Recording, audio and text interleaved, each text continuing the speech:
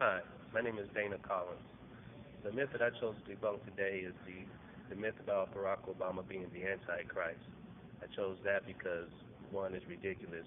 The guy would have to be over 2,000 years old for it to be remotely true. And two, I also wanted to point the direction towards who could possibly be more suited to fit that description. The main source that I use, of course, is the Bible, an account of that, and some historical facts, some actual historical events that happened that the Bible really kind of foretold, if you will, that was going to happen, and it happened almost verbatim and to the point. But that's neither here nor there. It's pretty interesting gathering this information. I really saw that outside of just this topic in general, people could just use the Bible to support their own ideas and agendas. And it's easy to take the scriptures and everything out of context, and you can almost make any case. So I wanted to expose the ridiculousness of that, and it was a lot of fun. So obviously the conclusion that I had was that, of course, Barack Obama is not the Antichrist. I hope you enjoy it. There's a lot of good information in here, and I hope that you take this information and you go research this out, anybody who watches this. All right, thanks. Did Jesus really reveal the name of the Antichrist? I will report the facts. You can decide. In Luke chapter 10, verse 18, Jesus said these words, "And he said unto them, I beheld Satan as lightning falling from the heavens." Jesus said that he saw Satan falling as lightning from the heights or from the heavens. So what are the words for lightning and heights or heavens in Hebrew? From the Strong's Hebrew Dictionary, word number 1299, a primitive root word meaning to lighten or lightning or to cast forth, the word is barak. In Isaiah chapter 14, verse 14, Lucifer or Satan is credited with these words, "I will ascend above the heights of the clouds. I will be like the Most High." In the verses of Isaiah that refer directly to Lucifer, several times it is mentioned that Satan has fallen from the heights or from the heavens. The Hebrew word used in this text for the heights from which Satan fell is Strong's Hebrew word 1116, pronounced Bama. Bama is most commonly used to refer to a high sacred place, as well as to the heights of the heavens or the clouds. In Hebrew, the letter Wa is often transliterated as a U. Some scholars use the O for this transliteration. It is primarily used as a conjunction to join concepts together. So to join in Hebrew poetry the concept of lightning or barak and a high place like heaven or the heights of heaven, the letter U, or sometimes O, the Hebrew letter Wa, would be used. So, Barak O Bama, or Barak U Bama, in Hebrew poetry, similar to the style written in Isaiah, would translate literally as lightning and the heights or the heavens, or lightning from the heights of the skies or the heavens. So back to Jesus' prophecy in Luke chapter 10, verse 18.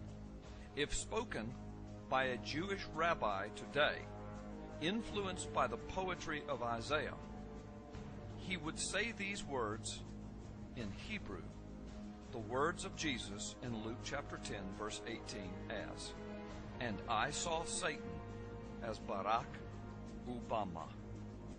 Did Jesus reveal to us the name of the Antichrist? I report, you decide. Based on what was just stated, could Barack Obama really be the Antichrist?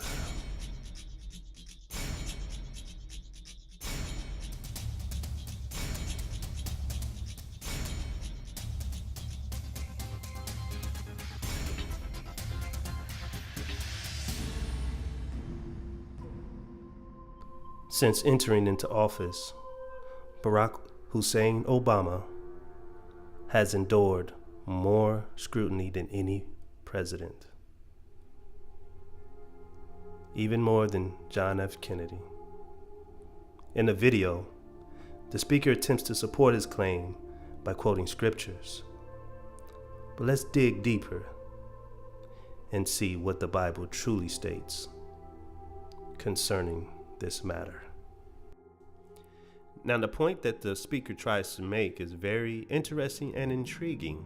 However, that is pretty much all it is interesting and intriguing. It holds no real weight, and you can't really support this thought. It doesn't really make sense. It really comes down to it. When it comes to studying the scriptures, there's a certain manner and attitude that you should take. First of all, you should take all personal feeling out of it, and you should study it truly objectively. And you use the Bible to support itself, so you compare scripture to scripture. Utilizing this method, the Bible within itself, it's its own best source. Now, in this particular subject matter, we can find in the book of Daniel chapter 7 and the book of Revelation chapter 13. And Daniel and John, they give some basic things to look for on how to identify who the Antichrist is. Now, with this in mind, let's begin. According to the Bible, who or what is the Antichrist? Now, let's look first at Daniel chapter 7, verse 2. Behold, the four winds of the heaven strove upon the great sea. And four great beasts came up from the sea, diverse one from another. After this I saw in the night visions, behold, a fourth beast, deadly, terrible, strong exceedingly, and it was diverse from all the beasts that were before.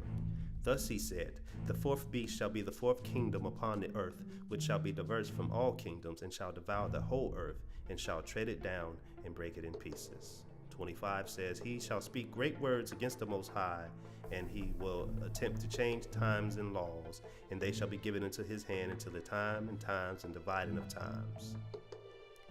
Revelation 13 expounds on this particular matter deeper. I'll come back to that later. So, let's just look at these two individuals right here. The Pope and the President of the United States are probably two of the most powerful figures in the world. So, it would only make sense that someone with their power could be the one who fits the bill. Daniel points out some of the most prominent characteristics. He said, a kingdom or a nation that devours or treads, it speaks against God or blasphemes, it thinks to change time and laws, and it rules for a time and times and dividing the times. It's probably safe to assume that besides the Holocaust and slavery, that the Inquisition is probably the most horrifying event that happened in human history, claiming nearly 100 million people in the name of religion, the Catholic Church. This treading of mankind, if you will, lasted from 538 to 1798 AD. This spanned 1,260 years. Daniel measured it as a time and times and half of times, and John measured it in 42 months. 3.5 years equals 42 months equals 1,260 days. Let's look at another characteristic, the authority to change time or modify time and laws. Out of the thousands of laws that have come from the Bible, the 10 Commandments are the only ones that have stood the test of time. It is the only scripture in the Bible that the Bible claims God wrote himself personally. So if anyone claims authority to amend this, it is considered to be blasphemous. They eliminate the second commandment completely, and they alter the fourth commandment and make it the third commandment. Remember the Sabbath day. They also eliminate the portion of that commandment which indicates that the seventh day of the week, or Saturday, is truly the Sabbath day. So I ask the question again, of these two, who fits the description? We looked at Obama's name. Now let's look at the claim to the name that the Pope makes. Occasionally, the Pope wears a crown with the inscription Vicarious Filii Dei on it. which translated means biker of God. In English, it means substitute for the Son of God. So, in full circle and in fairness, let's look at the Roman numeral value attributed to the phrase. Vicarious total equals 112. Fili total equals 53. Day total equals 501 for a grand total of 666.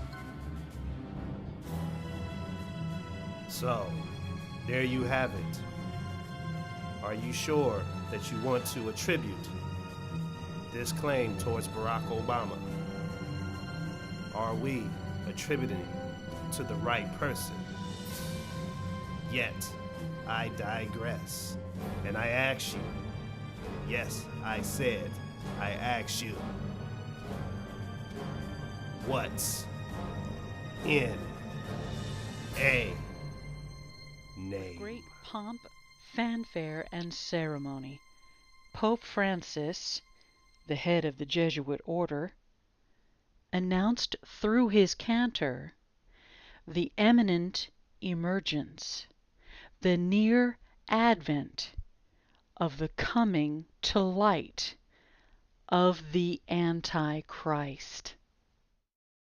Flammas eius, Lucifer matutinus indeniat, ille in quam Lucifer qui nescit occasum, Christus filius tuus, qui regressus ab inferis, humano generis serenus illuxit, et tecum vivit et regnat in saecula saeculorum. During this pronouncement, the cantor called Lucifer God, claiming Lucifer to be the father of Jesus Christ. The cantor acknowledged Lucifer as the Antichrist himself and worshipped him. To this, a great crowd and the whole world sang.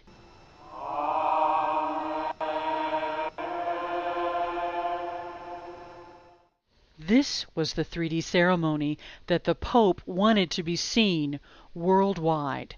The announcement to the world, the son of perdition, this way comes. Nox illuminatio mea, supernis luminaribus misceatur, flammas eius, Lucifer matutinus indeniat, ille in quam Lucifer qui nescit occasum,